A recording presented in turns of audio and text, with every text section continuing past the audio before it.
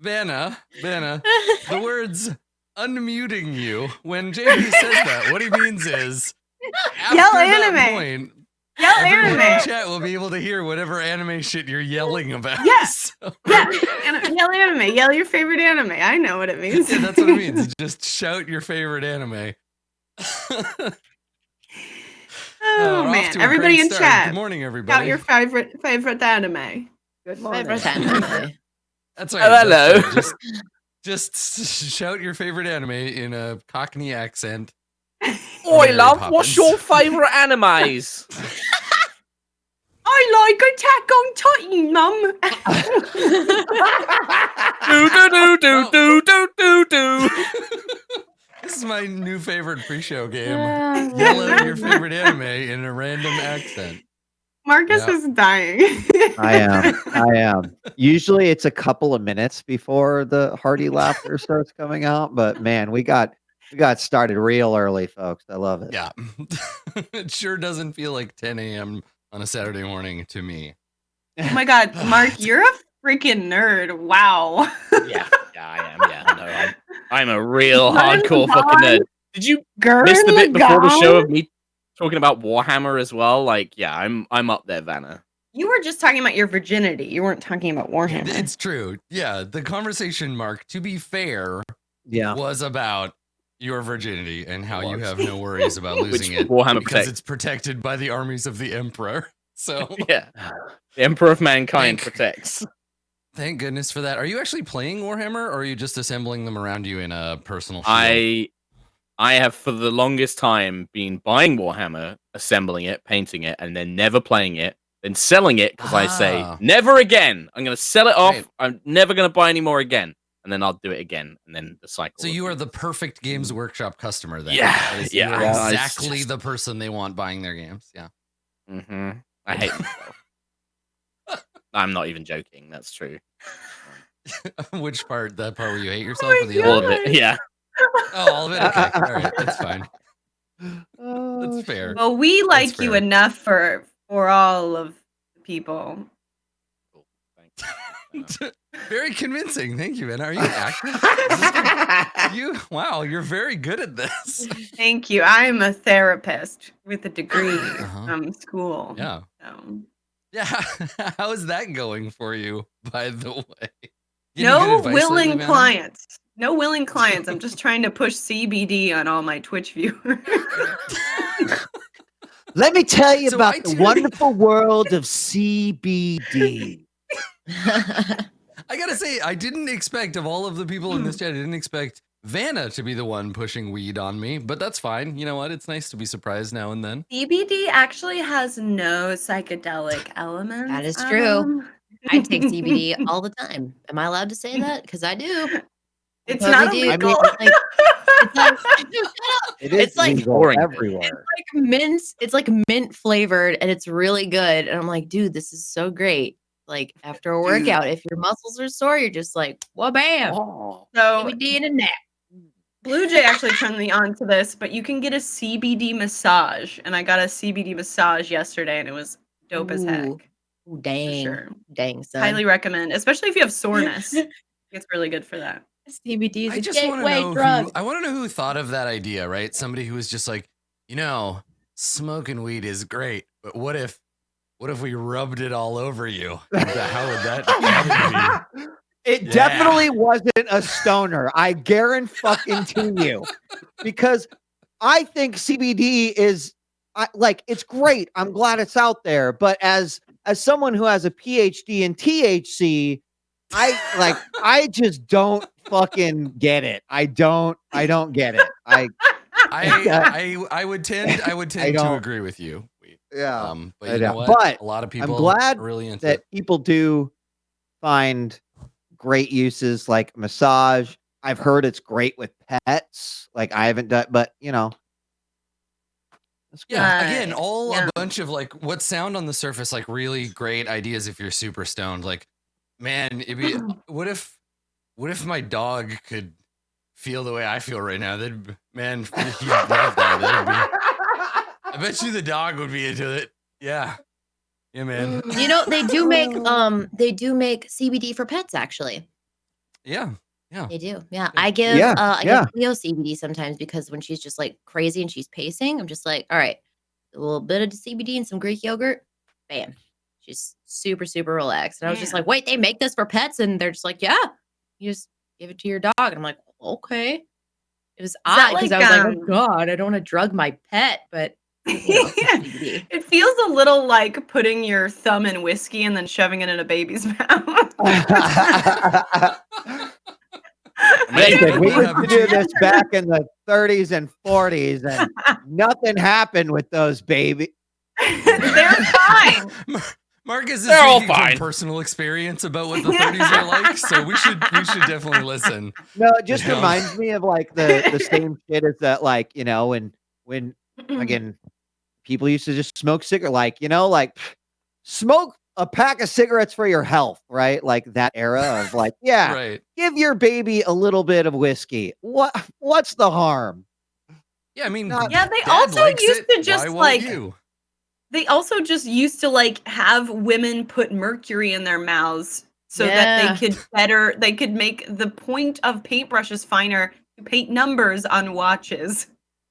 And they all died horrible deaths. Yeah, that sounds horrible deaths. They would get arsenic. Also arsenic. They would just put that shit on their face. Lighter. There is something kind of amazing, and it always makes me think about what in like, I don't know, a couple hundred years, what things we do that people will look back and be like, holy shit, what a bunch of morons. Fidget like, spinners. There's so much stuff. Yeah, that's right. Fidget spinners. Later they'll be illegal in the distant future. They're very dangerous. The year 2200. But yeah, like there's so much of that stuff where they're just like, I don't know, heroin for babies. Everybody do cocaine. It's great. Like, just like, no, actually, it's not great for you, but that's fine. Yeah.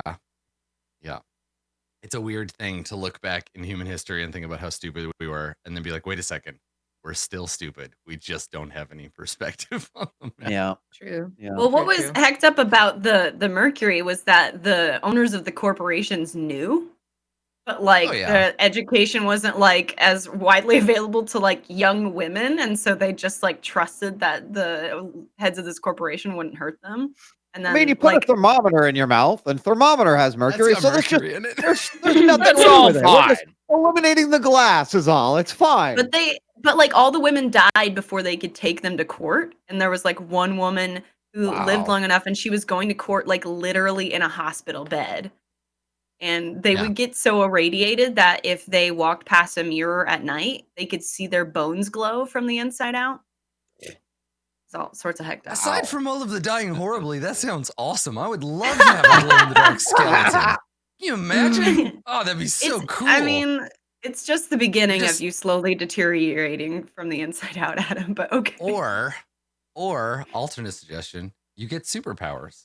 Because that's what radiation does, if you're lucky. Otherwise, it just kills you horribly. I think statistically speaking, that is a 0% chance. I'm surprised they cut it completely from Chernobyl, the part where all the superheroes got created from that nuclear explosion. They just completely erased it. It's just 0.1. That's right. So you're saying there's a chance. You're saying there's a chance.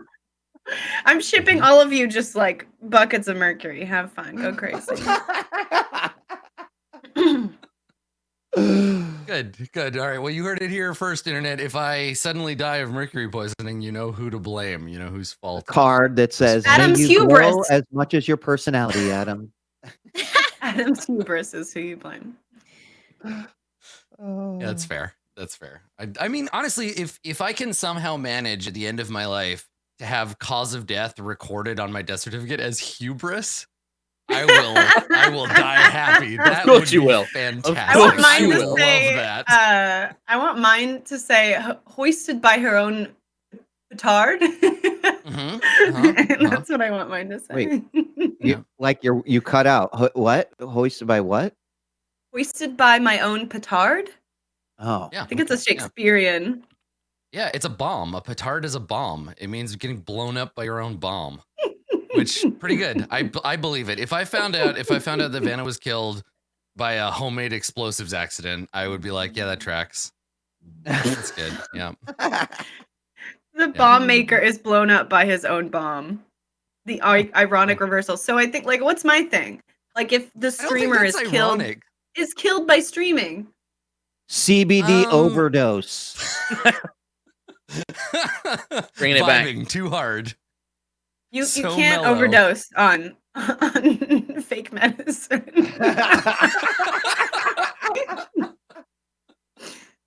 What is this pre-show? It's great. You're giving out bad medical advice, talking about. I'm really curious I'm really curious how else everybody else thinks they're gonna die. Elspeth, what do you think? Freeze to death? Eaten by your dogs? Sneeze yourself to death? Here it comes. Bless you. My brain is on my elbow. I'm gonna die by sneezing, probably. What was your question? Yeah, exactly. That was it. I mean, it's possible, right? You could rupture a brain, something or other, with a real bad sneeze. Yeah, if you sneeze with your eyes open, your eyes will just pop out, and you'll lose your vision. I have had that happen. Yeah, it's the worst. Oh my god. That's why I wear glasses now, because if you sneeze and they pop out, they just stop the glasses. You can just shove them back in. Yeah, right. Stops them from flying out. Yeah. That literally happened to my mom's dog.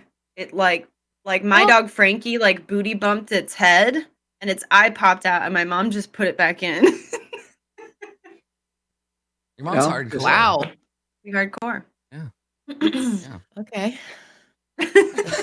So Echo in chat, this is a great point. Echo in chat said, my aunt had amnesia for a day due to a sneeze. It's an actual thing. Can you imagine sneezing so hard it blows your memory out and you can't remember where you are or what's going on? Just a really hard sneeze. Someone's looking at you, they're like, are you okay? What's wrong? And you're like, I don't remember. Who are you? Who am I? Like, I wish that was the plot of Memento. It was just due to a sneeze, yeah. I remember everything. Yeah. Sneezed so hard. Caused brain damage. I mean, it happens, I'm sure. So be careful, Elspeth. Don't let that happen. Okay. It does. Thank you. Good. I feel better now. Now that we've warned each other about these things. Yeah. That's nice. Well, besides fearing for your life, what have you been up to, Elspeth? How are things? Well, I've been streaming a lot, and I've been doing a lot of so working out. I've like become kind of a gym rat. I'm really, really enjoying the Everybody gym a lot. who isn't Mark, go ahead and just leave the conversation. That's fine. They can just talk about I was gonna ask Mark about punching things so we can just roll it all in together. I saw Mark doing he had a video of him just punching something that someone was holding, and I'm just like, holy shit, this man's getting it. Like, he was just going ham on like a punching bag or something, and it was great. Those swole arms too. You've been super swole. Yeah. But yeah, I never thought I'd be one of those people that's like really looking forward to the gym, and like I just feel so much better after it. Like, I feel so powerful, you know? Like, I started lifting really heavy things, and I'm just like, fuck, I didn't know I could do this. Dude, so have you done deadlifts yet, Elspeth? Have you done like heavy deadlifts? That's such a good feeling. It is. It's a great feeling. And then we also did burpee deadlifts, where it was like you do so you do like a push up, and then you bring your legs up, and then you lift it, and then you do the exact same thing. And I was like, I'm pretty sure this is going to kill me. Like, this motion's probably that this is going to be the death of me. But it wasn't, and I didn't die.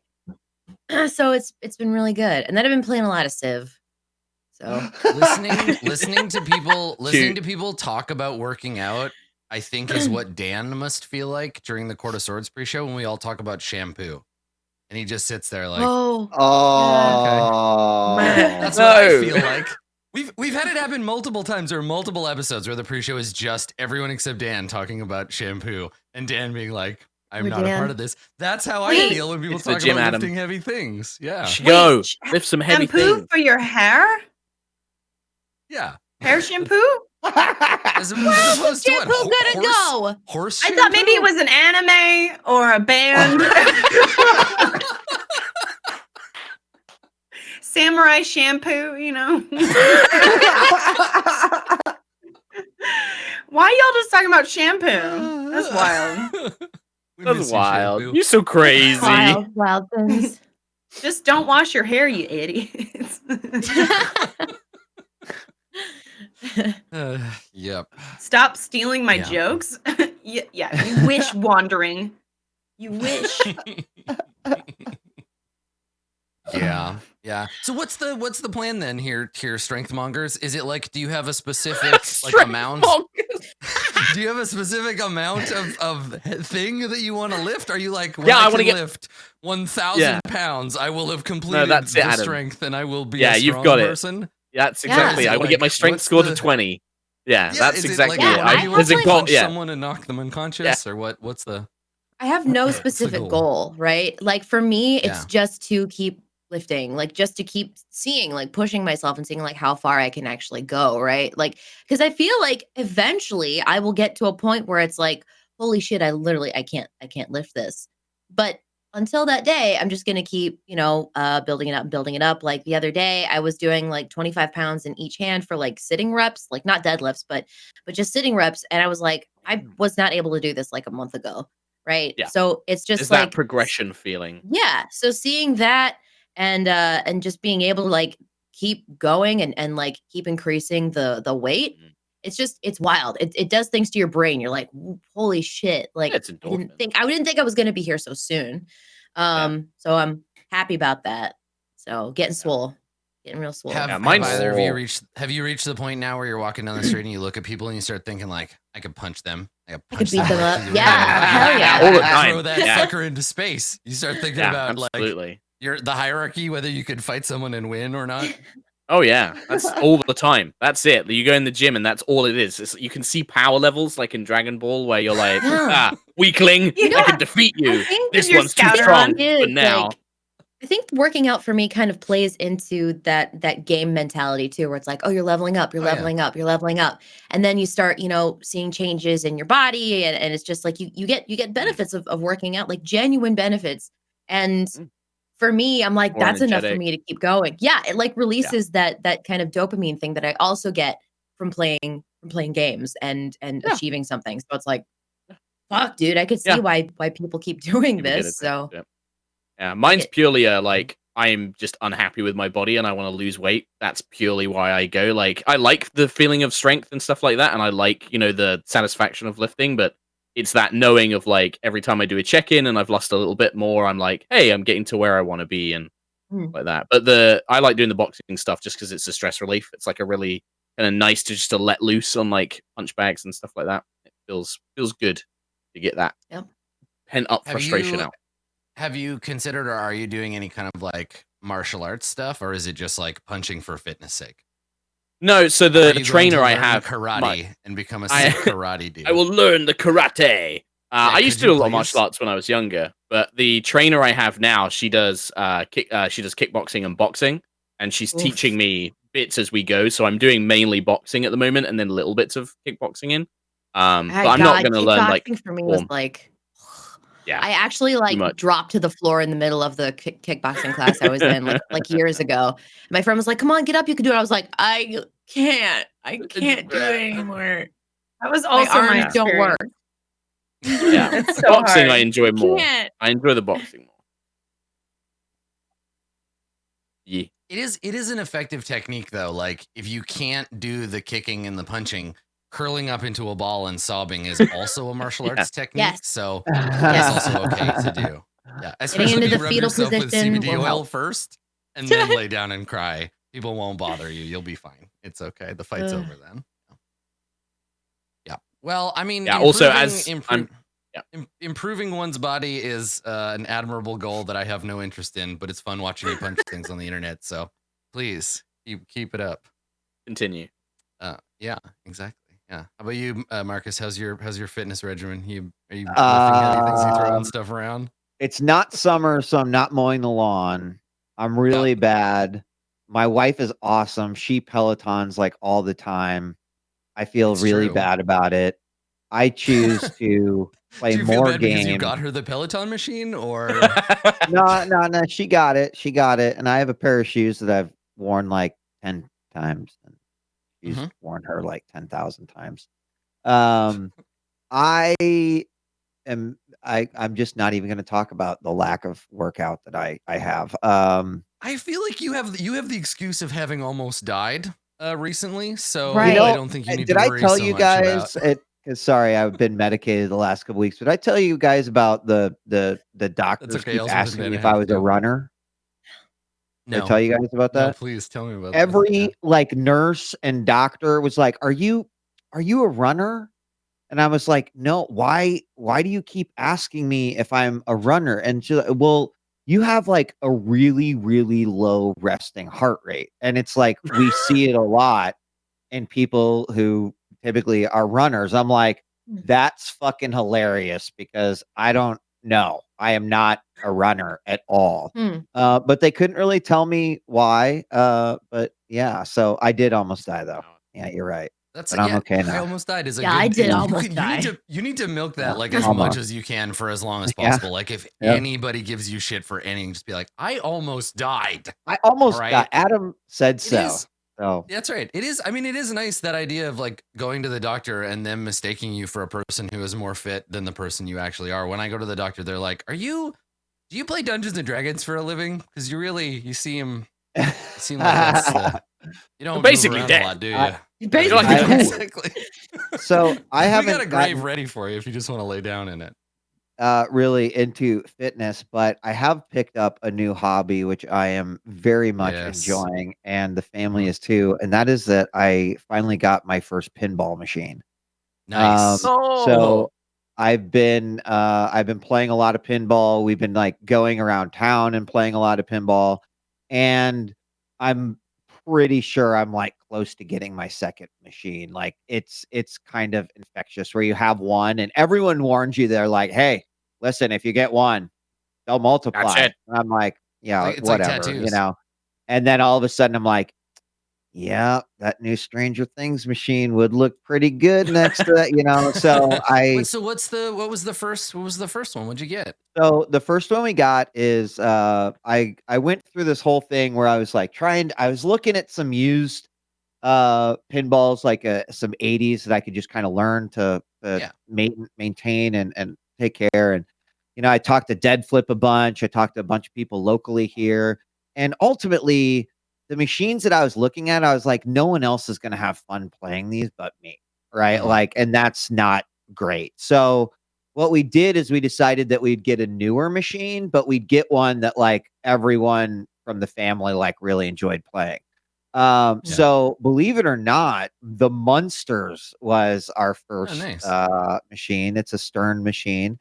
It's a lot of fun, and it's super great because it's challenging, but like anyone can walk up and like play it, and it's fun, and people know the Munsters and whatever.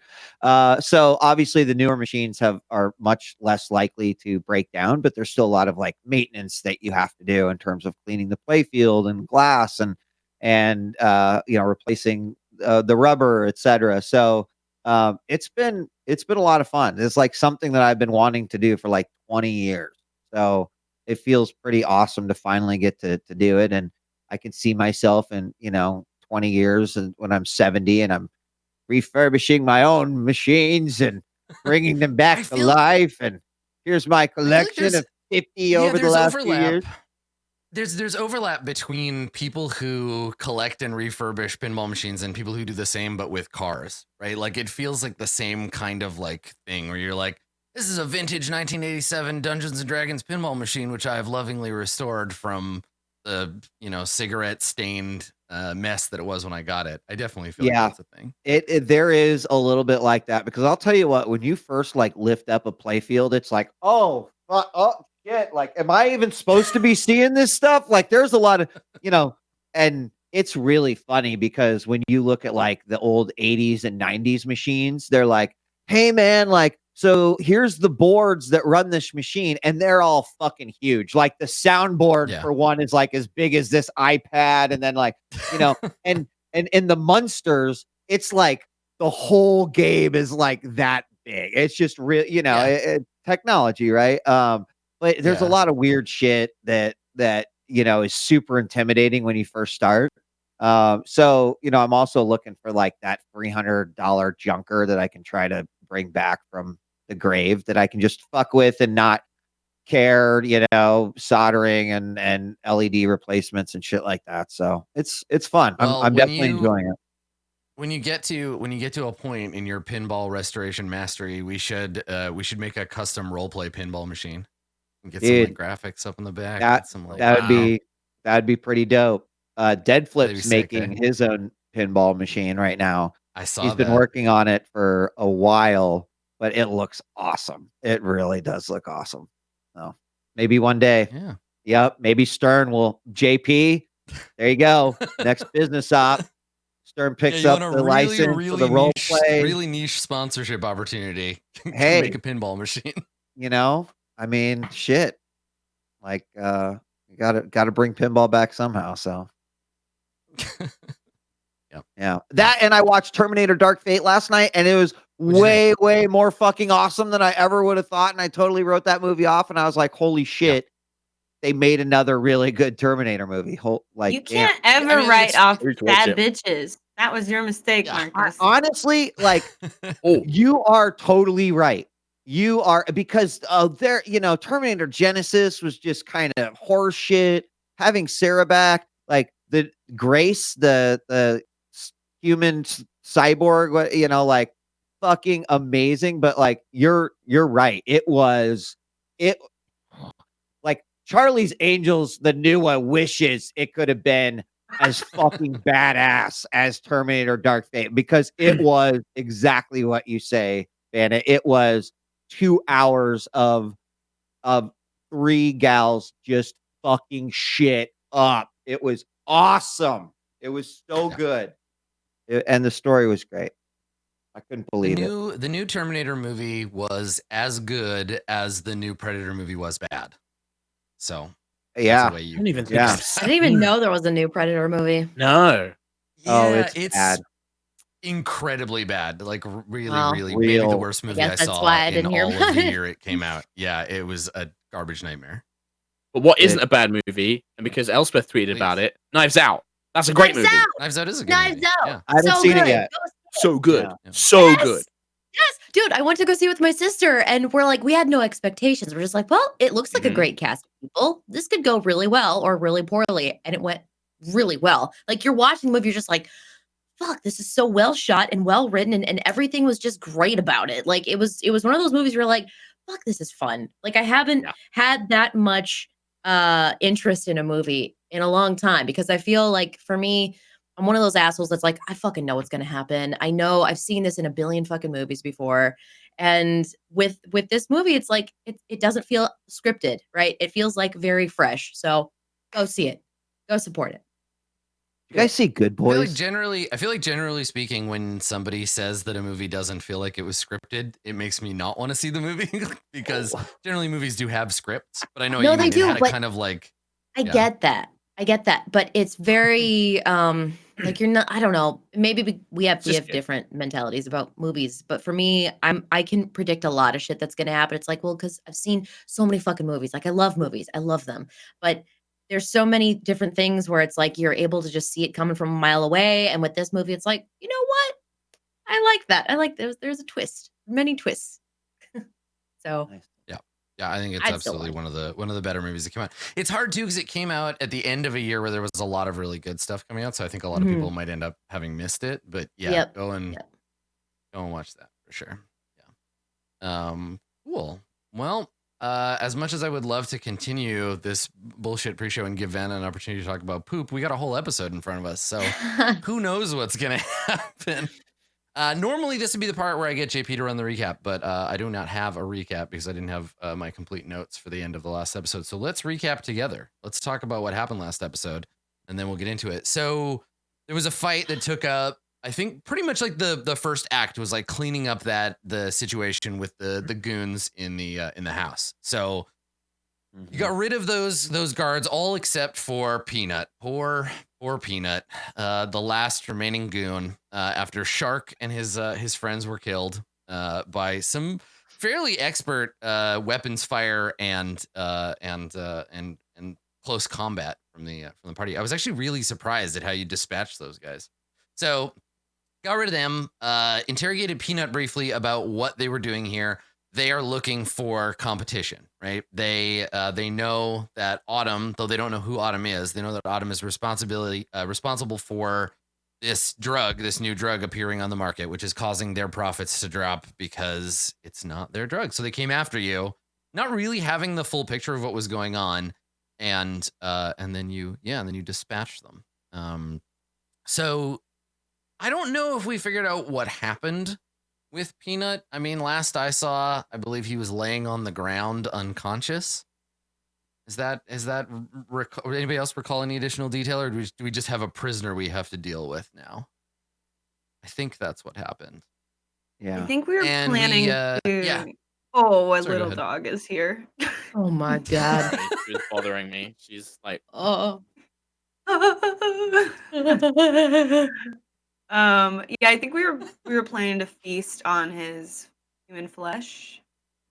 Right. Yes. Right. The cannibal feast was not yet ready. Okay. All right. Sure.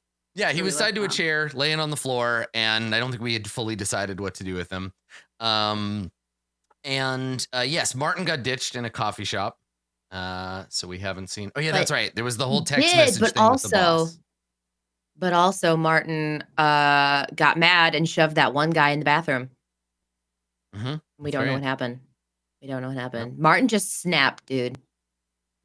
But none of you saw that. You just ditched him. So he's out there somewhere. Probably still looking for you. But yeah, for right now, I guess it was like you're at the shop and you're waiting for the boss. That's right. That last roll to conjure up the shark's boss. Text messaged him. And I guess the plan was just to wait. Right, because it was like, do you want to have an ambush or do you want to be ambushed? Right. So you've sent this message, and ostensibly either the boss themselves or someone working for them is on the way over. So I guess we fade in on the shop itself, right? Johnny and Hugh have returned from the greenhouse / human composting area and come back downstairs, and now you have an amount of time. You're not sure how long. You have a little bit of time to essentially home alone this shit in case you expect some kind of trouble to follow, right? So you can prepare essentially the shop itself however you want for the arrival of this person. Now they're going to be showing up under the auspices of meeting up with Shark, so you have the advantage of surprise. But it's probably worth still figuring out kind of what you're going to do if things go south. So we fade back in on the room. It is now mostly clean. There are probably some areas of the floor that'll never fully be cleaned of the blood that was spilled on them. But for the most part, the bodies are gone, and you have some time before this mysterious gang leader arrives. What do you do? Well, we made so this where is team. Johnny after this happens? Like, where is he next to? You're with Hugh, right? Because you and Hugh are upstairs. Okay. Yeah, and so the two of you come back downstairs to Haley, Autumn, Yasna, and Hadil in the main room. Okay.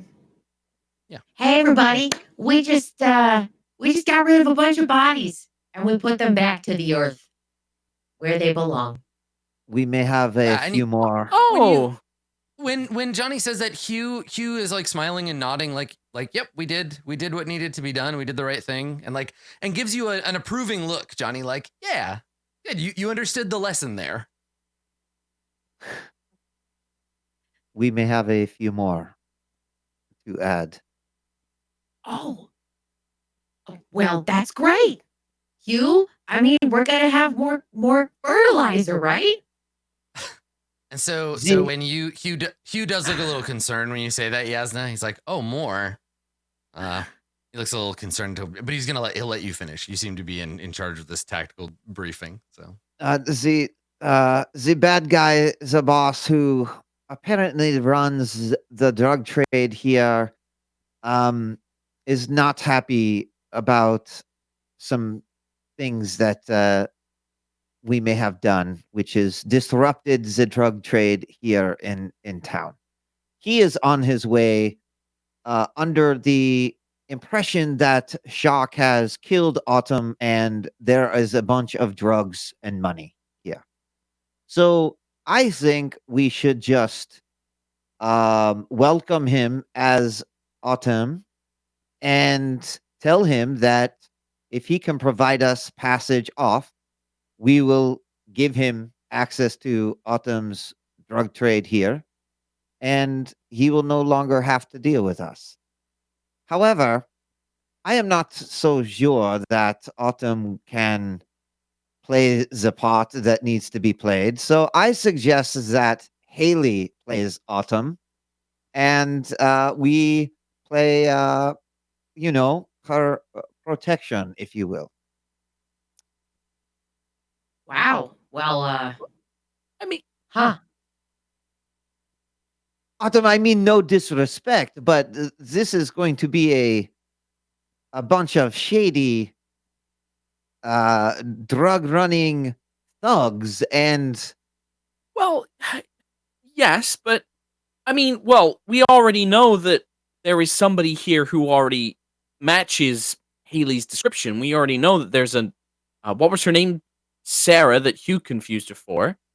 So yeah, and when you Autumn, when you say that, Hugh gives Haley like an apologetic look, like, sorry, I didn't realize until now. Like he's figured out that there are two of you, and so yeah, he kind of gives you this look, like, oops. And I'm not so sure that these criminal thugs would believe that Haley, whilst we all know Haley is more capable, they'll see her outward visuals and make assumptions about that.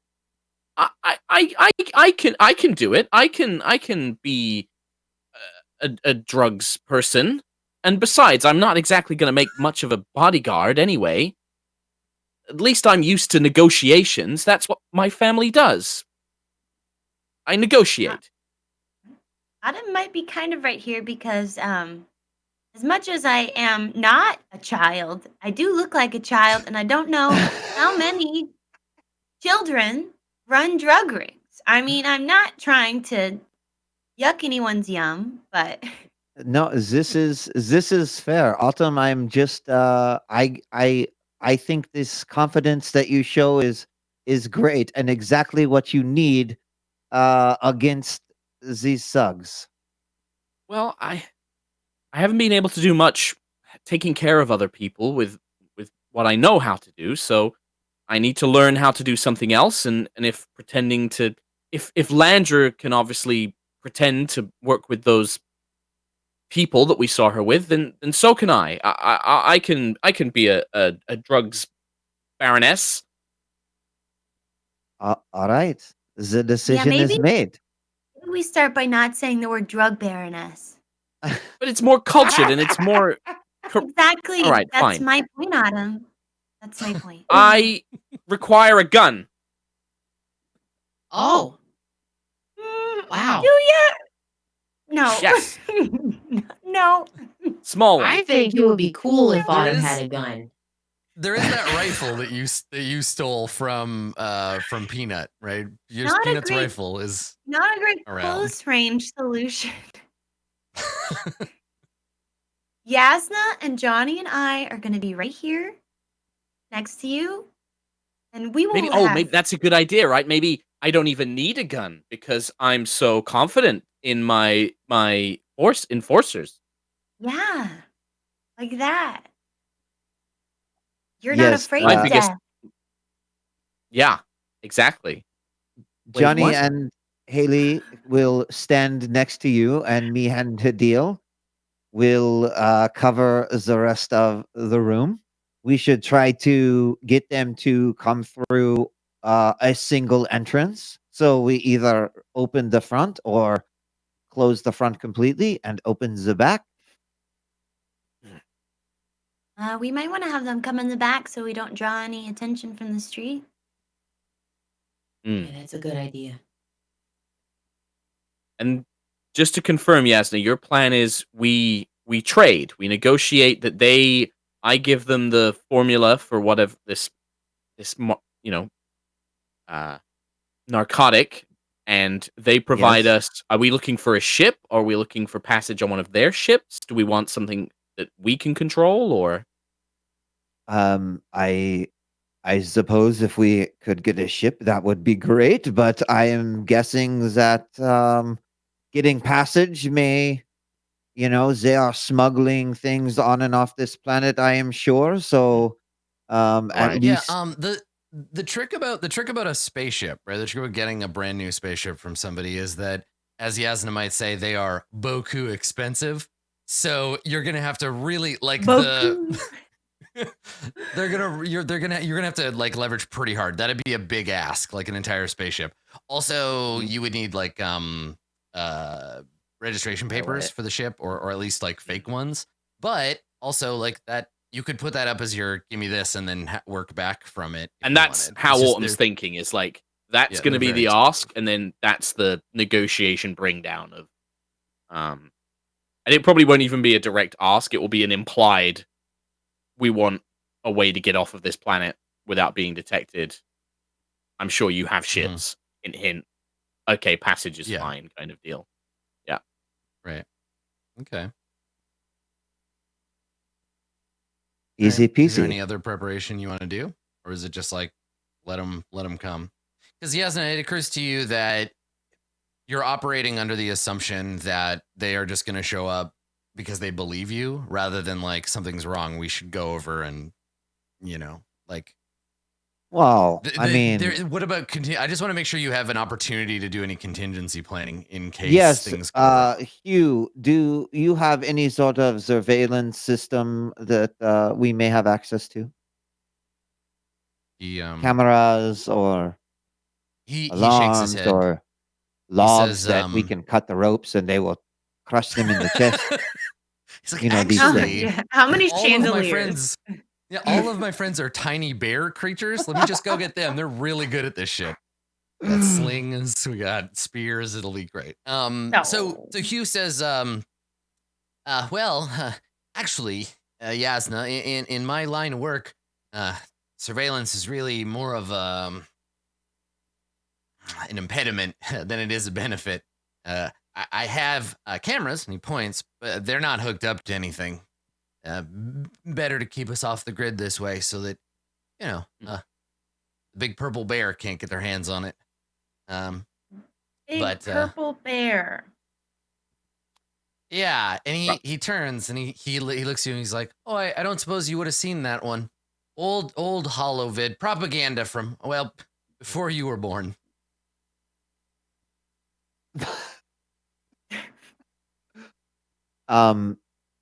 Perhaps Autumn, you can use your skills in some way to alert us when they are coming. Yes. I'll need a little bit of time, and before I do that, is anybody injured? Does anybody? I know you had a small fight with them. Did anybody take any injuries, or? I believe Yasna is very mildly punched in the face. All right. Yes. Well, at least let me deal with this first, and then I'll take the moment. But I'll just give you a little bit of, and I'll basically start like doing the kind of mothering nurse thing of like antiseptic and like just rub this CBD oil on you. CBD oil, exactly. Look, put a lot of points into medicine. I don't get to use it very often. Let me try and let's do this, okay? Okay, all right. I just want to heal, restore wounds, Adam. Yeah. Okay. So it's a medicine check. Yeah. I think it's just one, right? It's just one purple. Because you're above half, aren't you? So I think it's I've only got 2 wounds. Yeah, only got. So you're successes. Oh, above half. I see. Yeah. If you like roll badly on this, is there a chance that you just stab Yasna? A despair probably cause myself strain. A despair in this case would indicate yes that Autumn had made it worse, but I'm not going to use a story point and do that. So, all right, there you go. So you heal the 2 wounds, and if you have any strain, Autumn, you can recover one of them. Yeah, sounds good. Autumn always has strain. Oh yeah, that's true. Autumn's always a little bit stressed out. Yeah. Yeah. And then, yeah, I think after that, whilst everybody else is maybe like, I don't know, checking their guns and doing all that stuff, I would like to try and precog this, I think. Okay. So how far ahead into the future are you intending? We don't have an idea of how long it's going to take them to arrive, do we? No, I mean, he said his text was like, I'll be right over.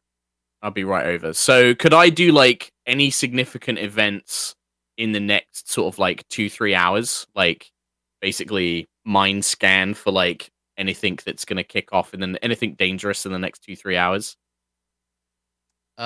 Yes. Yeah. If you want to just look a few hours ahead, you're welcome to do that. Okay. See where they're going to come from and how they might come from.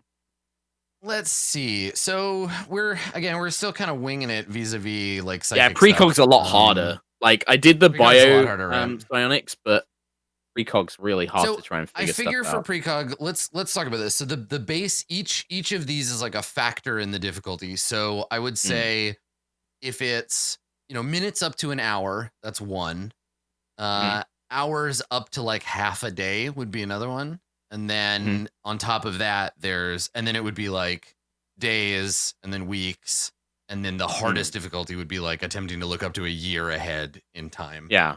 And then maybe trying to do like precog for people that aren't myself, or I don't have like, if I was trying to precog somebody else would make it harder. Basically, for people who are interested in kind of doing this stuff themselves, what I'm doing is I'm basically thinking about this like it is a mouse guard or a torchbearer role where there are factors that increase the difficulty, and the more factors you have, the more they layer. I think other systems use this too. So it's going to be how far ahead you're looking, and then how big the bubble is. If the bubble is just you, like what is going to happen only to me, that's one factor, and then additional people, like a few people, a room full, etc. Right?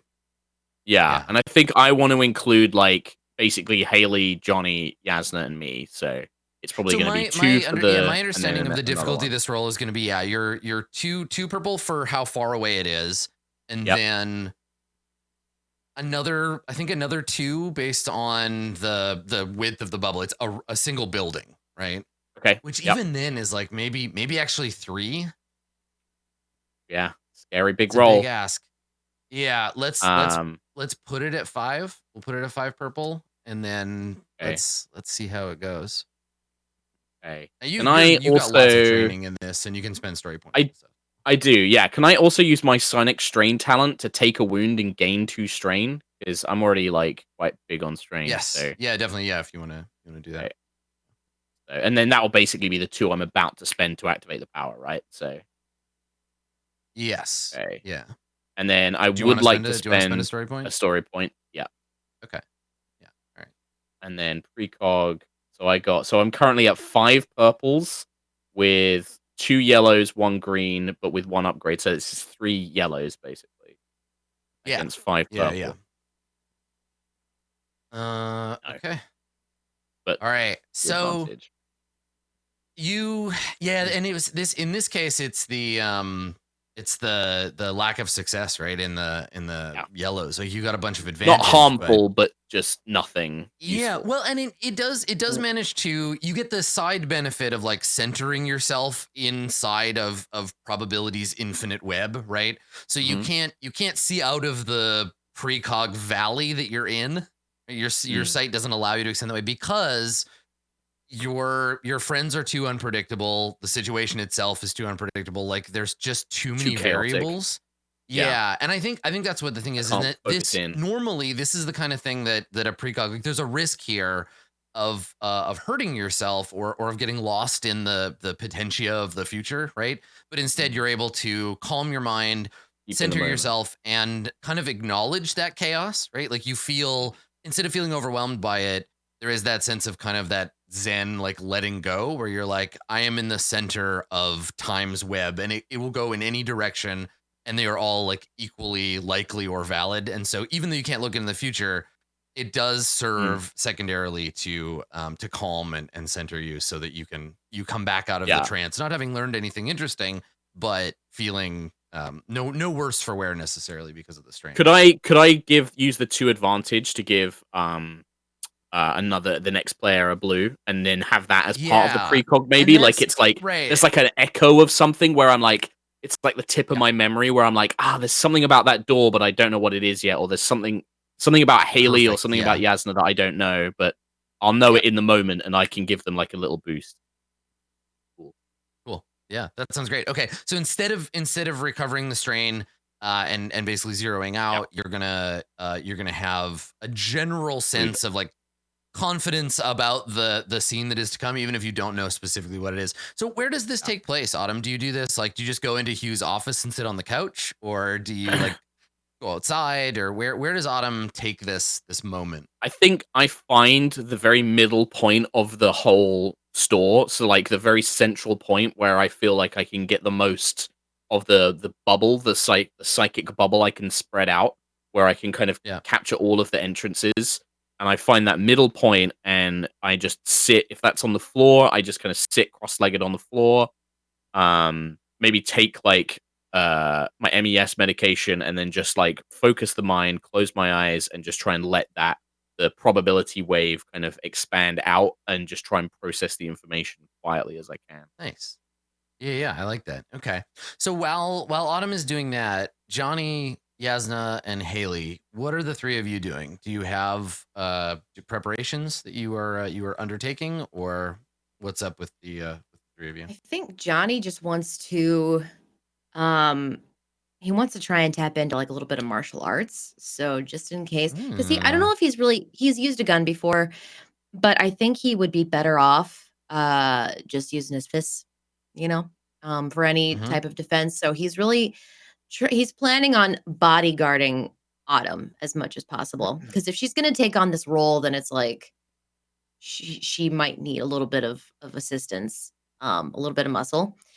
So, and I mean, that's literally what he was trained for, right? Like he's very like, oh, you getting into a brawl, I'm there.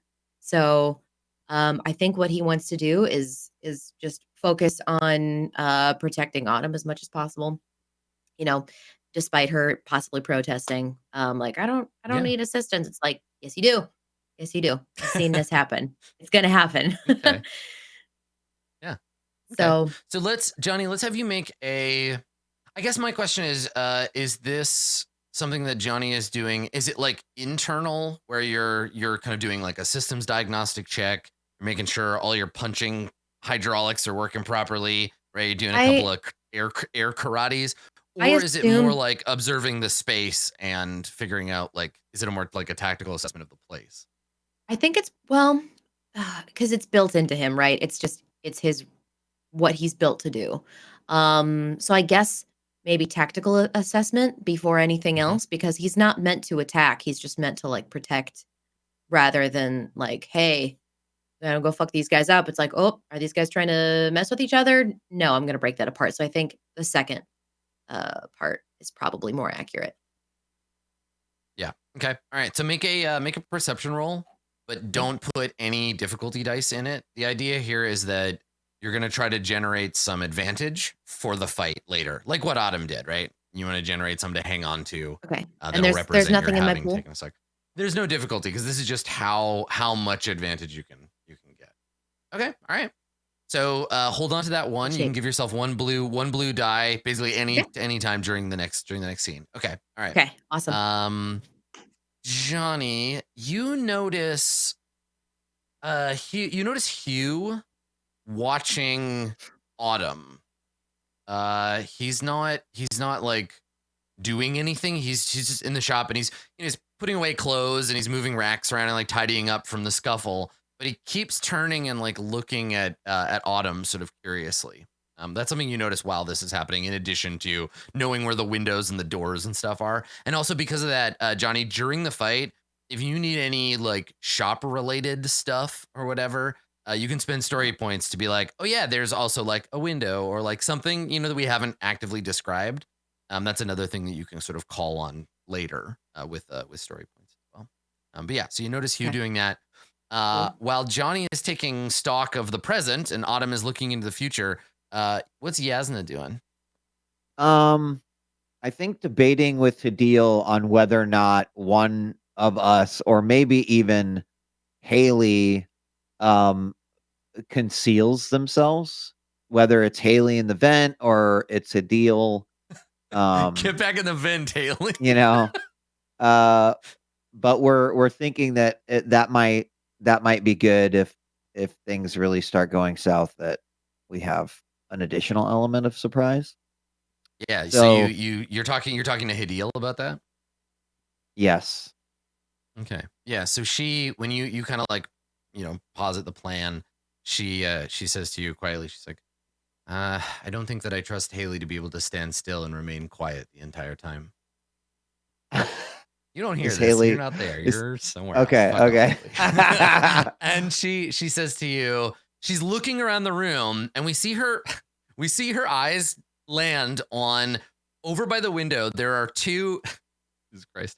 So there are two mannequins. One is wearing they're both wearing those like flappy ear hats and like flannel jackets, and they're holding like prop rifles, and they're standing there, and behind them there's a neon sign that says hunting on the tundra, and it's like just like flickering, and her eyes land on the mannequin, and she says, I have an idea.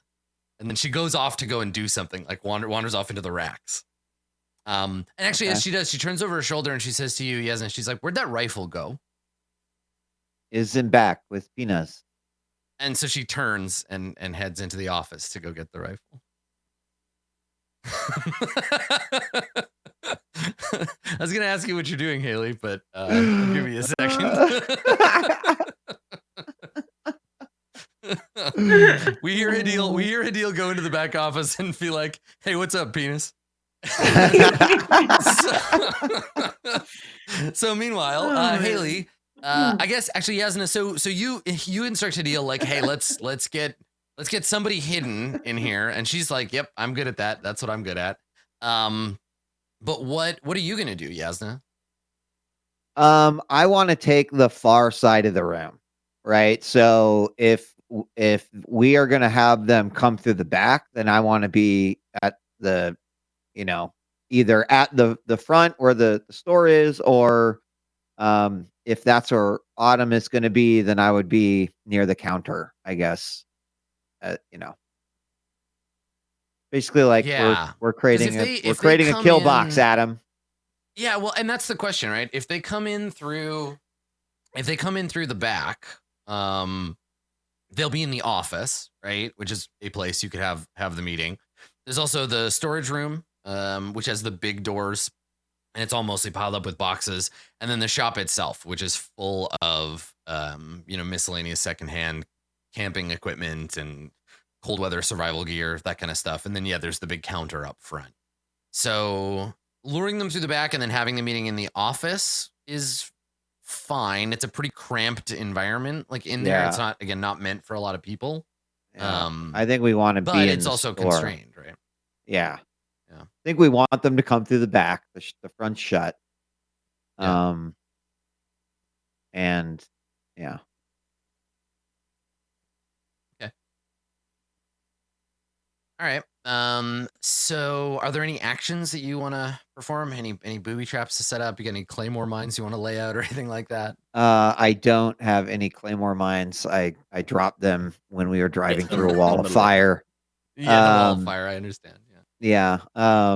So to be fair, you are in a shop that has like hunting supplies. So if there's anything you wanted to try to MacGyver up, there are options, right? There's a whole case full of knives, and they have like crossbows and shit. Yeah. We definitely need like a Rube Goldberg machine of death. Is what we need to set up. I can just see like, and then it will slide down there, cut the rope, flip around, and the bear trap will eat their head. I bet you. And after they're decapitated, we'll all have fresh toast. Marcus, I have a feeling that you might know the answer to this. I don't know why, but there's a movie with Pierce Brosnan where he plays like a bomb disposal guy, and he does this whole thing in like an abandoned house where he builds booby traps out of stuff in the house. I don't know why I thought you might know the name of that movie. Is it Hurt Locker? It's not Hurt Locker. Definitely not Hurt Locker. That's like the exact opposite of that movie. The movie you're thinking of is the 1992 thriller drama Live Wire. Live wire, that's it. In which Pierce Brosnan plays Danny, bomb disposal expert, who is in pursuit of terrorists using a liquid explosive that activates inside the human body. One of the targets they drink is a it like senator water. who's having an affair with Danny's wife. Wow. Amazing. Yeah. Yep. Great Deep movie. shit. Man, men are Deep so shit. But that just fragile, makes me it's think of wild. that. Make a bomb. Make cool bombs. Yeah. Tripwire Yeah, bomb. I mean, could I do a role that would let me look around the shop and potentially make, whether it be a, makeshift I feel like if you go into a camping supply store and you can't make a makeshift bomb, then what are you doing with your life? you're Because in there's the like right propane store. tanks and exactly, yeah. what have you. So yeah, okay. Well, why don't you tell me what you want to put together, and then we can roll.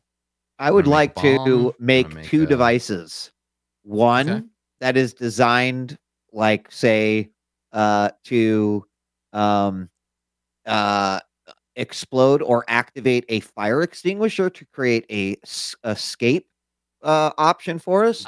And then the second to, bomb fill would the room be with smoke or whatever. Yeah, okay. yes, yeah. The second bomb would absolutely be a homemade propane tank, screws, and other metal like shrapnel. We want to kill you type device. Yeah. Yes, a fragmenting pipe bomb, basically, Yep. out of stuff like climbing spikes and stuff. Yes. Okay. Yeah. Perfect. That makes sense. Okay, so I think the appropriate skill for this is mechanics. Let me take a quick look. You might need to get Haley's help on this. I know Haley's good. I have two skill points in mechanics. Wow. I know That's what I'm using saying. You are- grenades yeah, and you stuff are is actually range really good. heavy. I have tiny hands. Yeah, building things I think is mechanics.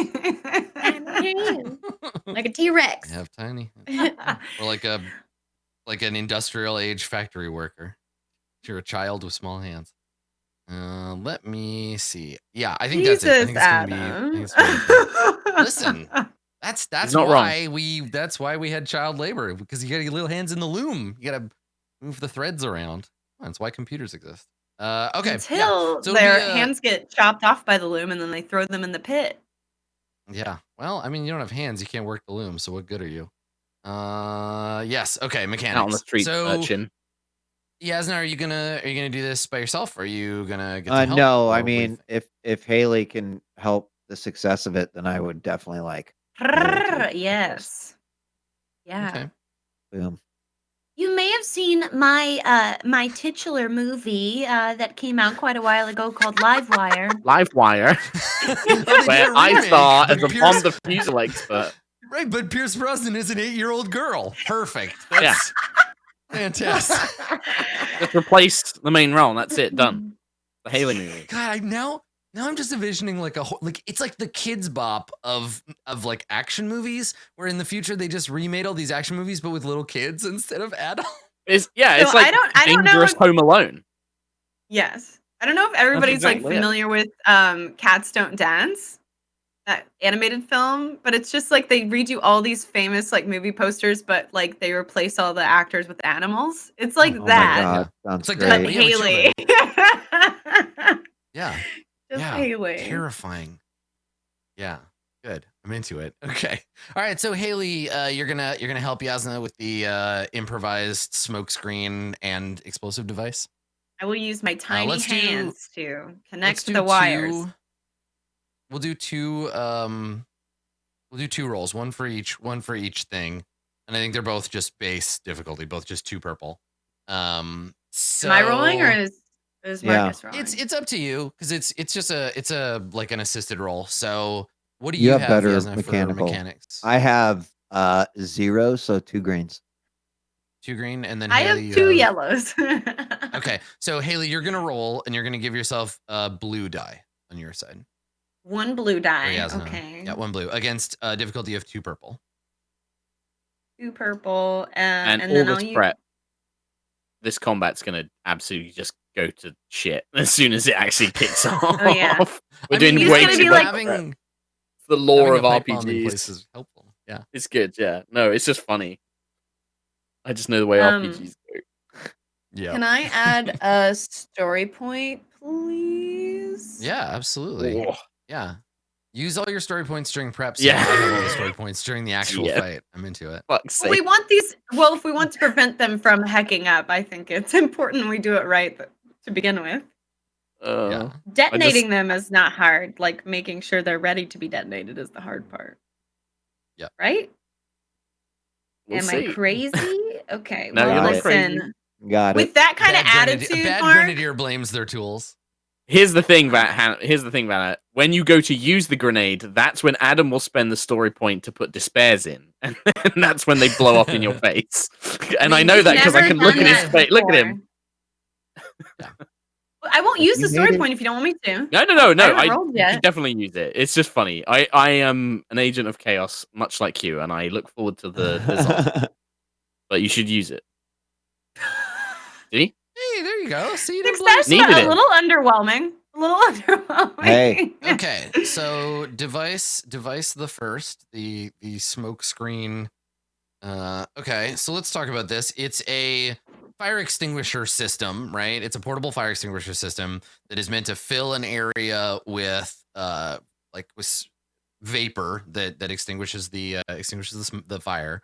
But for your purposes, you have adjusted its chemical mix balance so that it will emit a cloud of harmless but very thick smoke, essentially. Not actually smoke, but vapor. Like, you won't be able to see through it. Also, keep in mind, Yasna, this is something that is easy to forget in this world. It'll also fuck with laser weapons. Firing through a cloud of vapor or particles means laser weapons, they're not as good. They'll fail, right? Cohered light doesn't work great through a cloud. So that's something else you can use it for. So it's like a fairly like large but not impossible to carry around. So you can either place it somewhere, and then the question is, how do you activate it? Is it like hit a button on the thing, or have you tied it to somebody's watch or whatever? If it's like some sort of traditional fire extinguisher or the sorts, I think you literally pull the pin and then you wrap it and toss it. Right? It's not necessarily an explosive device per se. Yeah. Okay. So pull the pin. I like it. Okay. So it's like a big like thing that you can roll out into the room or whatever. So it's a physically activated device, and then you throw it in there. Okay. Yep. Perfect. Okay. All right. So big smoke grenade is ready to go. Okay. And then roll for the pipe bomb, the shooting spikes one. And It'll that doesn't continue to include the story point, right? No. I mean, let's, you know what? I'll apply it to both because it feels weird to nickel and dime story points to be like, oh, it's one roll, not the other. This is just two rolls for the same activity. If you want to spend the story point in the activity, I'm okay with that. Okay. So 1 blue, 1 upgrade, and then 2 purple. You got it. Okay, cool. Hey, there you go. All right. Well. So, mark a point of strain. One shocked myself. Cool. And now probably. I mean, this one's more stressful because if you fuck it up, you'll blow yourself up. So, so while you're doing this, you're assembling you're like tying the wires together and stuff. Hugh comes over and he's got his arms folded over his chest. And he's kind of watching, and at some point, maybe when you're done, the part that is making you sweat, he leans over. He's like, "Hey, what are you two working on over here?" I'm just working in my diary. He looks at it and he looks back at you and he's like, "That's no sort of diary. That's a big old can of fuel. And what are those? Climbing spikes you got duct taped to the side there?" Hugh, you know the men who came and gave you those marks on your face. And he nods. He says, "Yep, they're on their way to pushing up daisies. What about them?" Well, their friends are also on their way, and they are coming here, and they they are after all of us. And so we are going to leverage with or negotiate with these folks in order to find passage off of this planet. Well, so we are just preparing. That's a heck of a plan. You normally negotiate with improvised explosive device? No, but we normally are prepared regardless of what the situation is. These men that attacked you so violently, we do not know what their friends are like. So we will be prepared rather than end up with faces like you, Hugh. He says, well, I do wish that I wish that neurotoxin was easier to come by. The whole tank's empty, otherwise we could clear up this problem real quick. I will just ask you one thing. Now I understand you're doing what you can to make sure that you get the life that you deserve. If you could try as hard as you can not to blow up my shop. It's happened once or twice before. It's always a real nightmare to clean up. If you could just try to avoid it, I'll understand if you got to make a mess, but please, let's just try to.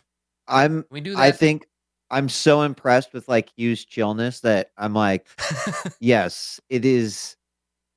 Believe me, Hugh, it is a last resort.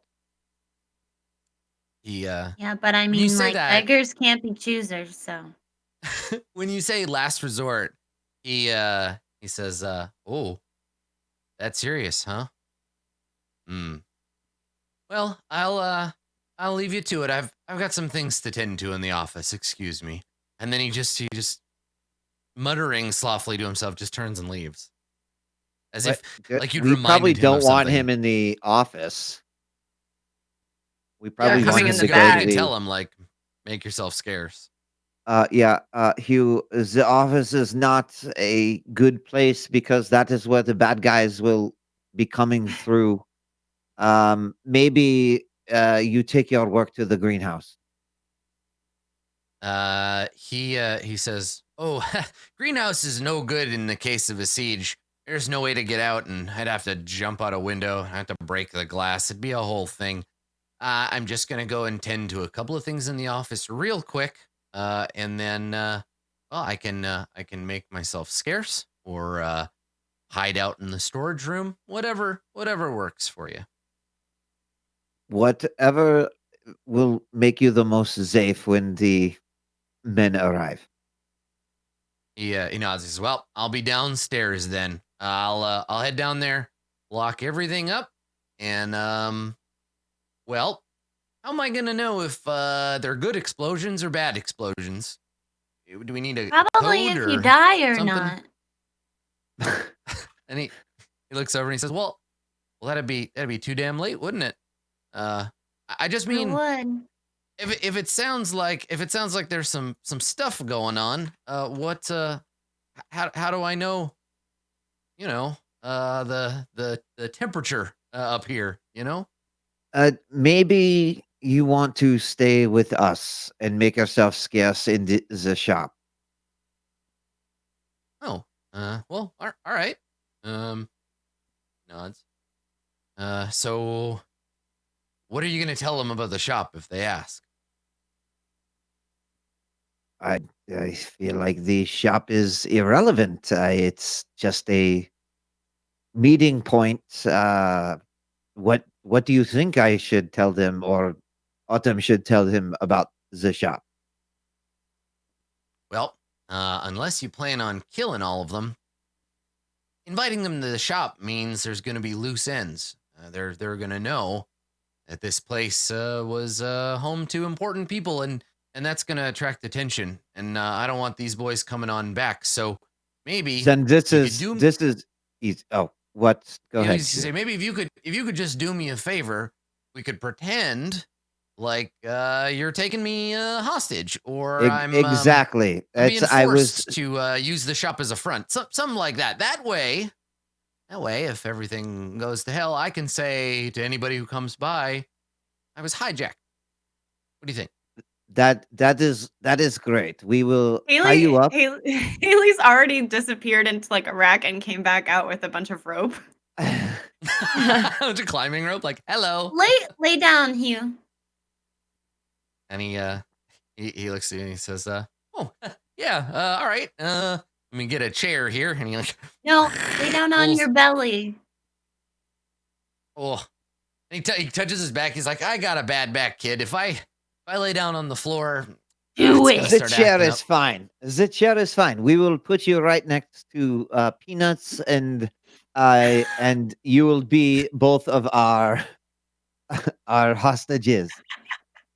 Okay, well, so just give me a minute to go back into the office. I got a couple of things I got to do real quick, and then I'll come back up and we can play your little tie-up game, okay? All right, excuse me a second.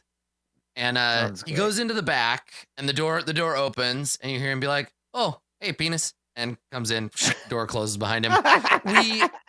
We cut over, and now we see on the other side of the shop.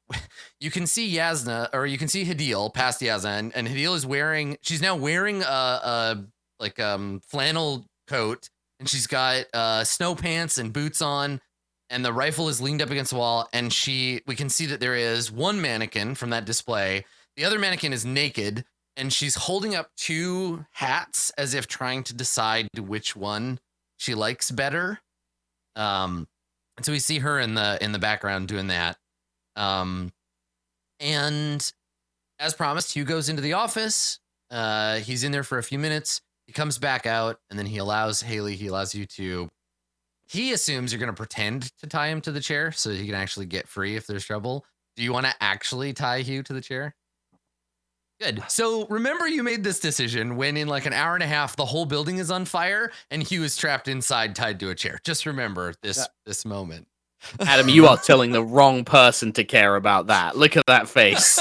There's not gonna be a loss of a second. See what I'm doing here is this is a roundabout. It's a roundabout way to encourage Haley's behavior, because by pretending I don't like it and find it fun, then I can encourage Haley to continue. I've already saved his life. Like, I think I deserve to also endanger it.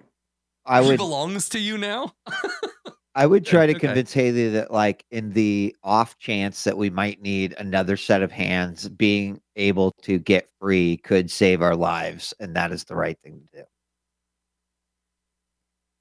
Well, you better roll coercion then, I guess. I will. Yeah, I mean, if you need to like mom Haley for a minute here, where you're like, don't actually tie. Oh, I see you. That's a shank knot. You see that young lady. Oh, you better not. Woo.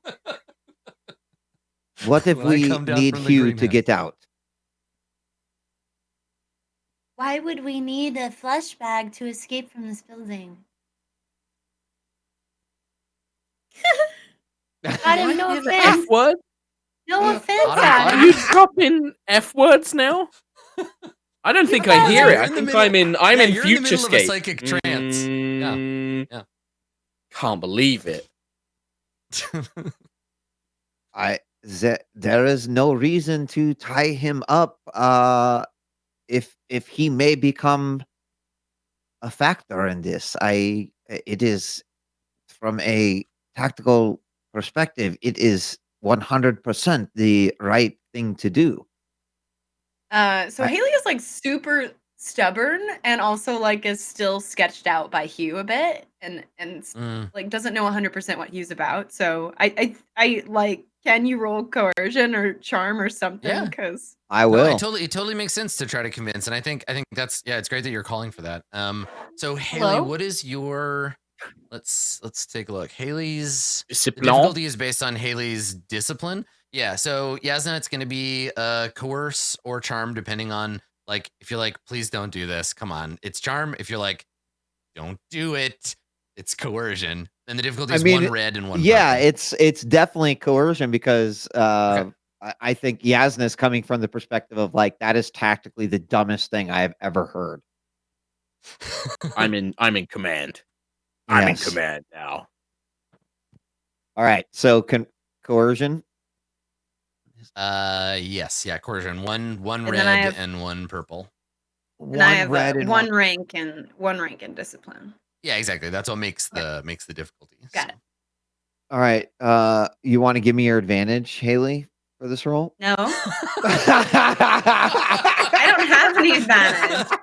Oh, okay. Can I have advantage on convincing you? Okay. So just I think roll Autumn this. has some advantage. Yeah, not yet though. This conversation's happening while Autumn is like in meditating. the spice trance. You do not get my future power bonus. Can I game this a little bit? Is there a reason why I wouldn't try to roll leadership on this? Oh yeah, no, definitely. You're delegating to your underlings, so yes, leadership works too. Okay, great. So 1 red, 1 purple, Yeah, and 1 red, 1 leadership. purple. Haley, you better not tie him up. Hey, it stresses you out, but you get a success. Two That's strain, not So so take the nice. 2 strain. It's appropriate, yeah. So I Haley, just what does it don't look like? understand. you recognize the value of Yasna's leadership decisions, but I'll leave it up to you. Is this like a huff and throw a temper tantrum and walk out of the room thing, or is it like, what does it look like when you realize that she's right? It's like Haley, like, as much as she can, gets in Yasna's face. Like, sorry. But it's like, okay, we're gonna do it your way this time. But next time we are doing it my way. The next time that we have to tie someone up, I promise to give you the right away. You know what I mean, Yasna. It's a bad idea. What do you mean? I know what you mean. You know what I mean. Well, that's ominous. Yeah. Oh. Haley will tie up Hugh fakely. Okay. Nice. All right. Fakish. Yeah. So you tie him up enough, and I think probably you know how to tie knots from this one film where you had to like pretend to be a sailor, and so you learned all these like things, and they were mostly for like a musical. So you maybe you're humming along while you're doing it. Right. It was but the, yeah, it was you the tie 'em up- remake of Anything Goes. And so you've got Hugh tied up here, but he knows that if he pulls on the ropes the right way, he'll be able to get free. And then Haley, when I wonder, there's a moment I think where Haley, you go off to do something else, check your gun or whatever, and Yasna, you're still within range, and Hugh and Yasna watch Haley like walk off to do something else, and Hugh says to you, Yasna, says, those ones always were a little precocious. You can't help yourself, though. You know in your heart how old they are, but you can't help but see a helpless little kid. It's the strangest thing. I think Yasna says, there are times when I am surprised that what I am seeing and what I am hearing do not always match up, but I've been with Haley long enough to know that her experience and her methods are not in line with what she looks like. Yeah, he nods and he says, I've always been curious. It was something of a forbidden topic with Sarah. She never likes to talk about it, but has your Haley ever mentioned wanting to grow up? Expressed any kind of frustration at the fact of her bioform? Maybe once or twice, but if I had to take a guess, I think that she likes it. Yeah, he nods. He says, there's some advantage in being underestimated. People think you're soft or weak. They don't expect it when you get what you need to get. You know what I mean? And he sighs, and he says, still, must be frustrating. Frustrating for who? Yeah, I just think if everybody thought I was a child all the time, it'd probably make me a little mad. I guess they just weren't built with shelf life in mind. If you were by yourself, I could understand that, but I think that Haley has been nothing but a great addition to our team since we have begun traveling. Do not have the time to recount all of the things that Haley has done, but you know the saying, you cannot judge a book by its cover. You're right. It has its advantages, and for us, our little band of merry men, as you may say, is quite complementary to one another. While you're speaking, he's looking at you, and this is the thing that Hugh does sometimes. You've seen him do it with other people too, where the way he looks at you right now is the same way he's looked at Johnny and Autumn and Haley. Like it's like he's seeing right through you. Like you feel a little bit like exposed. And it's not that he's like staring or being creepy. Like he's got the same kind of placid, like, you know, slightly grandpa vibe to him, but like you have that sudden like tightness in your chest of like somebody just figured out all your darkest secrets. And he looks at you with this sort of piercing this look, and he says, I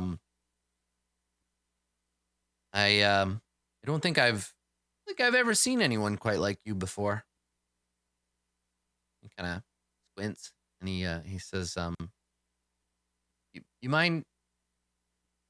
I mean, I know it's maybe not the right time, but if this whole thing ends in explosions and what have you, I might never get another chance to ask.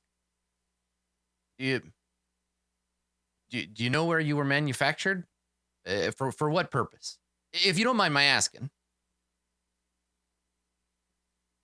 I do not like to talk about this topic, but if you must know, I was manufactured, as you say, for the hunting and killing of synths. He nods and he says, it's funny. They don't normally make. And there's got to be like his first thought is there's a word that synths use to describe synths like you, right? And it's not a friendly one, right? Where it's like I know we're the same. Like I'm a synth and you're a synth, but I can't trust you because you were made to kill people like me. You're basically K from fucking Blade Runner, right? Where it's like, we know you're the same as us, but you're working for the bad guys. Now you've come around, obviously. There's a word that he would use to describe you, but he takes a second to think of another way to say it. And he says, normally synths made for your purpose, they're not quite so lovely. If you don't mind my saying, not built for it. No reason for you to be. Not to say that it's not. No, I don't know. God loves all the little children, right? I'm just mumbling. I'm nervous, you know, tied to a chair and everything. It's fine, Hugh. There is so much, you know, you don't know, and we could talk about, but now is not the time. He nods. He says, "No, that it is not." Well, I guess I'll just hang out here, and if you need anything from me, yelps of pain, some sniveling, I will be happy to deliver. You just give me the sign. All right. Thank you, Hugh. Yeah. All right. So, where is everybody when the gangsters arrive? Talk about for me. Can I do one more thing? Of course. Yes. Yeah. When Autumn comes out of her trance, her meditation, can I be like, okay, are you ready? Yes. Do you want some quick like acting tips? Yes. Sure. Absolutely. I was gonna base it on some people I knew, but sure. Okay, come down here. All right. I will. So she's just indicating for you to bend down to her level, I guess. Yeah, like come I in, kind of yep. squat, not like a kind of very delicate kind of like, you know, kneel down. Okay, crouch down. so here's the main thing you need to realize. And then Haley's gonna reach, like, pull her hand back and just slap Autumn as hard as she can. I was waiting for that. Okay, how hard are you? How hard are you slapping Autumn in the face? Is this like just enough to like give her a little shock, or is this a full on like slap in the face? I think she's trying to like help anger and toughness well up in Autumn, so I think it's relatively hard. Right? Trying to get her all fired up. Yeah. Do you want me to roll something? I feel like probably, yeah. But also Autumn, you have one foot in the future already, right? So it's possible that when Haley, like you already anticipate Haley's slapping you in the face. Like I don't think of your sort of future sight as being as easy to turn on and off as maybe we might imagine. Like it's a thing you have to kind of flow into and out of. So I think maybe she's constantly dancing in, and yeah, you're coming out of this much larger trance. You're a bit in the future. I feel like if we wanted to, Haley, you could make like essentially an attack roll. I have melee. Yeah, it could be, well, melee is like with weapons. Brawl. You'd make a brawl roll, but the difficulty could be, Autumn, if you want to basically defend yourself with Precog, you could just spend the strain, and that could be the difficulty, right? Is your Precognition is the thing that stops you, where Haley goes to take the swing at your face, and if you succeed, you're just not there, right? You just felt it coming. You dodged it a second before it happened. I feel like, because that's not, I guess that's not a conscious use of it. It's kind of like she's trapped in the moment. And so here's my thinking, right? As a out of character player, I don't want to spend the strain because I'm afraid we're going to need it. Yes. But in pure character form, I think that Autumn is the type of character who wouldn't want to be slapped. And I think that if she is properly slapped by Haley, there's going to be a reaction that Haley's maybe not expecting. So I'm thinking it's better to be slapped. Because I think that makes a more interesting story. Sure. Okay. Does that make sense? All right. Yeah. So Haley, if your intent is not to hurt Autumn, maybe what we could do is have you make a roll, and the advantage you could generate would be like firing Autumn up, right? Hitting her in the face, and it actually works, right? So maybe it's more like leadership or something. I mean, it is. Yeah, it's the action is a physical strike, but that's not. It doesn't matter how good you are at punching someone. It's about the metaphor of the thing. So yeah, leadership, right? Yeah, I think it's a leadership role.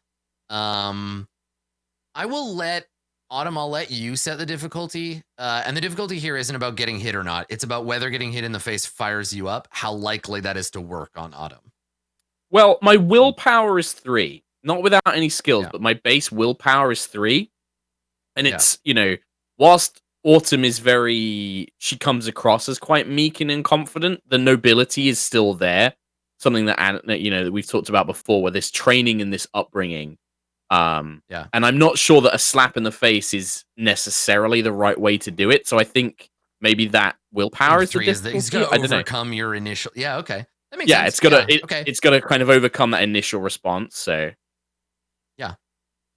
Okay. All right. Yeah. So Haley, make that roll. And do it. Do it against difficulty of 3 purple. Okay.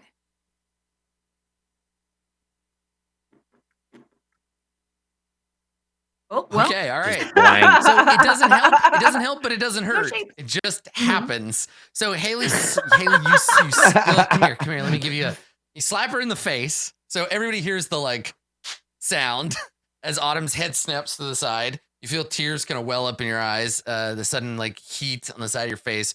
What does Autumn do when she gets slapped in the face? It doesn't help inspire you, but it doesn't like hurt you or anything. You just get hit in the face. I think that there is a painfully long quiet. And there's just this like, she's just like touching the face where it's been slapped. And there's almost this like, this has never happened to Autumn before. You get the sense that nobody has ever dared do that to her before. Technically, under the criminal code of the Empire, you have just committed treason, Haley. Striking a noble is like deeply like Autumn is now legally allowed to just shoot you in the face. I mean, she was already, but if you were a human, your life would be forfeit after doing that. No one has ever done that to Autumn because it's just illegal. Like it's the death penalty if you do it. And also, I think you committed treason by existing. So these very surprisingly intense eyes kind of hit Haley, kind of like stare at you back. And there's Autumn goes to speak, and just something catches in the throat. It's kind of like, Haley, don't ever do that again.